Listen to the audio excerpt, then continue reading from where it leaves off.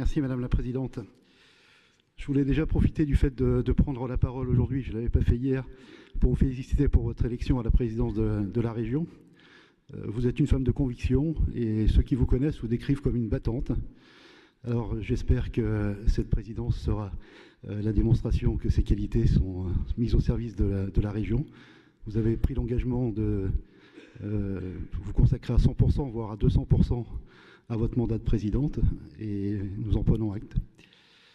Pour revenir sur la question de Notre-Dame-des-Landes et de la médiation, je voulais dire au président Perrion, qui je pense a un peu de mal à décoller ce matin, que la société de conseil s'appelle Carbone 4 et pas Carbone 14.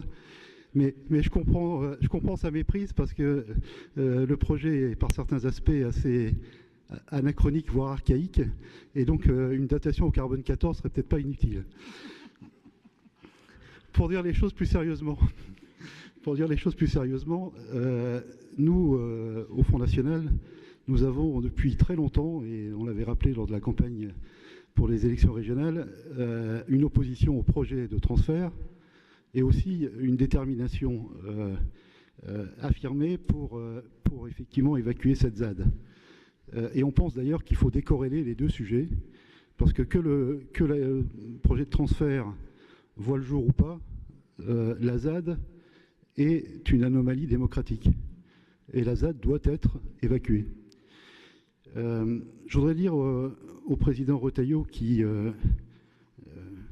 est un vieux routier de la politique, si je peux me permettre, qu'il ne devrait pas être naïf et il devrait savoir que les promesses des candidats aux élections présidentielles pendant la campagne ne sont pas toujours suivies des faits par la suite. Mais je crois que le président Macron, qui avait une connaissance assez parcellaire du projet de Notre-Dame-des-Landes, a certainement pris un engagement de campagne dont il revient aujourd'hui progressivement, parce qu'effectivement il prend connaissance du projet et qu'il en mesure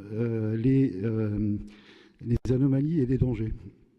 Nous, on considère effectivement que ce projet souffre d'un déficit démocratique, parce que dans tous ces projets d'infrastructure, finalement, qui paye décide. Or, ceux qui vont payer, ce sont l'ensemble des contribuables ligériens et les contribuables bretons.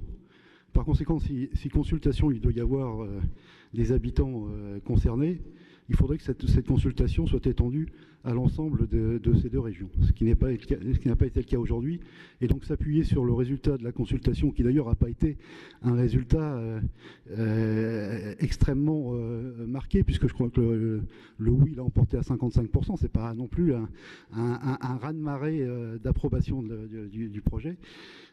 Et on sait très bien que s'il avait été étendu à la région Pays de la Loire et à la Bretagne, le résultat aurait probablement été différent. Et d'ailleurs, M. Retailleau, dans votre propre département, la Vendée, vous savez très bien qu'un certain nombre d'acteurs économiques importants se sont manifestés contre ce projet de transfert, précisément parce que ça leur créera des difficultés d'accès au nouvel aéroport. Bref, on est maintenant dans une démarche de médiation qui a été entreprise, dont on peut effectivement discuter je dirais de la sincérité, voire de l'objectivité. Mais on n'en sortira pas de ce projet au stade où il en est actuellement, sans recourir à une nouvelle consultation, parce que je crois que les gens qui n'ont pas été consultés se sentent trahis ou en tout cas on leur tord le bras. Et donc on ne sortira de là que par un nouveau processus démocratique. Et ce processus démocratique, c'est une consultation à l'ensemble des deux régions. Je vous remercie.